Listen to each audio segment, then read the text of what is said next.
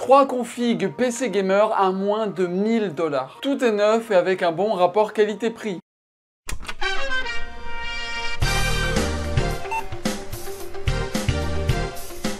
Bonjour à tous, c'est Martin d'Adore PC, j'espère que vous allez bien. Aujourd'hui, vous avez bien vu la vidéo, ça sera sur 3 configurations de PC Gamer à moins de 1000 $. Pour ces 3 configurations, il y en aura un à 600 $, 800 $ et 1000 $. Le tout avec les taxes. Sachez que dans les listes, tout est neuf. Même je sais très bien qu'on aurait pu avoir quelques meilleures pièces, mais d'occasion. Mais là, c'est vraiment pour ceux qui ont peur de l'occasion. Du coup, je l'ai fait 100% neuf. Moi, je dis c'est parti, c'est parti. Parce que là, j'ai ma petite feuille. Et ça, c'est bien les petites feuilles.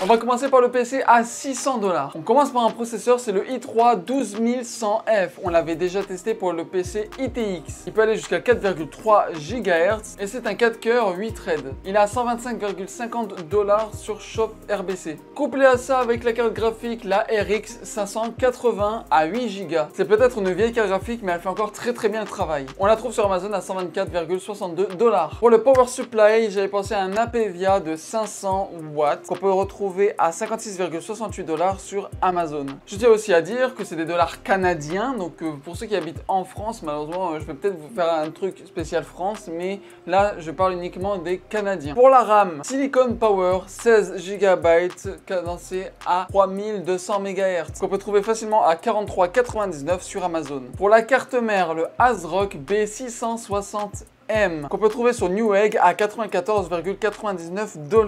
Pour le stockage, j'ai adopté pour un SSD NVMe M.2 de la marque TeamTech 500 GB qu'on peut retrouver à 32,99 $ sur Amazon, ainsi que le boîtier Thermaltake H18 qu'on peut trouver sur Amazon à 54,99 $, ce qui fait en tout 605 $ pour le PC avec les taxes. Vous allez bien voir sur les tests, exemple à Fortnite, en moyen nous serons à 100 FPS. Ainsi que Warzone 2.0 en minimum, nous atteindrons la barre des 80 FPS. Cyberpunk en moyen, nous atteindrons les 50 FPS, mais si on baisse les graphismes en low, ça sera à 70 FPS. Donc pour un PC à 600 $, ça peut vraiment faire l'affaire. Mais c'est sûr, pour 600 $, je vous conseille plus d'aller voir de l'occasion sur Marketplace, Kijiji, Le Bon Coin, etc.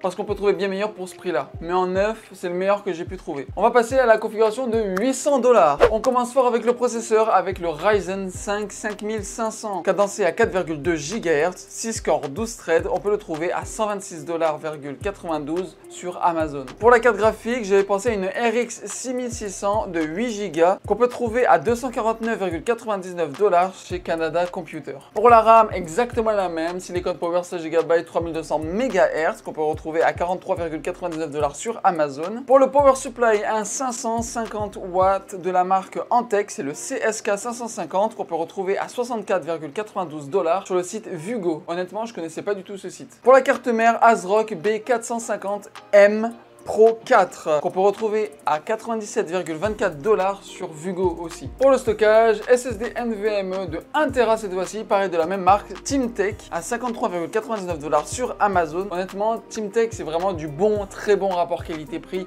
niveau SSD. Et le boîtier, le Deepcool MyCube 110 qu'on peut retrouver à 59,75 $ sur Vugo. Et le tout nous fera 801 $ avec les taxes. C'est plutôt bon, c'est plutôt bon. Pour le test en jeu, nous avons par exemple God of War en ultra, nous avons les 70 FPS de moyenne. Forza Horizon 5 en ultra, nous avons aussi les 100 FPS. Sur CSGO en ultra, 300 FPS. Red Dead Redemption 2 en ultra, 70 FPS de moyenne. GTA 5 en ultra, 130 FPS de moyenne. Ce qui est aussi très bon pour un PC à 800 $, je tiens à dire 100% neuf. Il est vrai que les composants d'ordinateur sont quand même assez chers au Canada, mais il faut rajouter les 15% de taxes en plus, ce qui rend le tout encore plus cher. Donc en vrai, trouver des composants pour PC à 800 $, c'est très compliqué, même 1000 $, c'est encore compliqué. On arrivera à trouver quelque chose de bien bon rapport qualité-prix à partir des 1100-1200 $. On passe cette fois-ci à la troisième configuration, la configuration à 1000 $. Pour le processeur i5 12400F qui est un très bon prix, qui est à 196,95 $ sur Shop RBC, qui peut être cadencé jusqu'à 4,4 GHz, 6 corps, 12 threads. Avec ça, la carte graphique, la RX 6600 et cette fois-ci la X XT, 8 Go,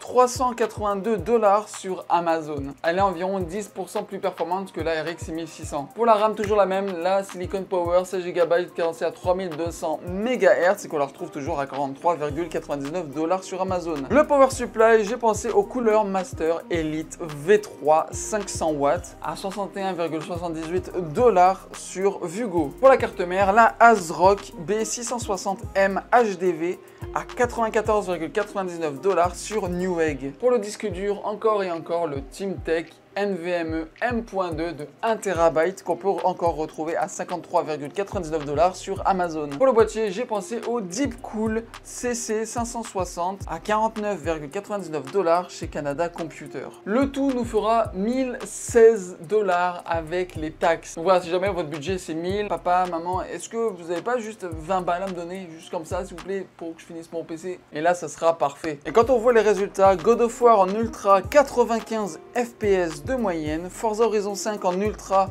130 FPS de moyenne, Red Dead Redemption 2 en ultra 80 FPS de moyenne, Fortnite en mode performance et en minimum, évidemment vu que c'est un jeu compétitif, on atteint les 350 FPS de moyenne, ainsi que GTA 5 en ultra 140 FPS de moyenne. Donc voilà, je vous ai montré les 3 configurations différentes à moins de 1000 $, le 600, le 800 ainsi que le 1000. J'espère que ça vous a plu, j'espère que ça vous a donné des idées si jamais justement vous cherchez pour faire un PC pas trop cher. Mais c'est sûr, moi ce que je peux plutôt vous conseiller, si vous arrivez à trouver mieux pour 600 $, essayez de regarder en occasion. Vous aurez sans doute de meilleures choses, de meilleurs prix.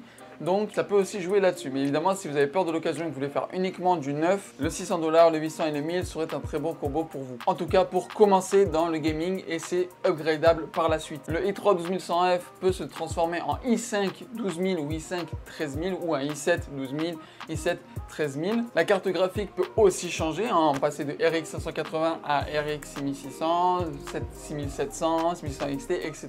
Pour la config à 800 $, vous pouvez passer, comme je l'ai dit, du Ryzen 5 5500 au Ryzen 5 5600X, qui est vraiment un banger aussi. Très important, quand vous changez de processeur, il faut upgrade le BIOS. Et donc voilà pour les 3 PC que je vous ai montrés. Merci à tous d'avoir regardé cette vidéo, j'espère qu'elle vous aura plu. N'oubliez pas de vous abonner à la chaîne, mettez un petit commentaire, un petit pouce bleu, ça fera toujours plaisir. Je vous dis à bientôt pour un prochain épisode. C'était Martin de Hardware PC, au revoir.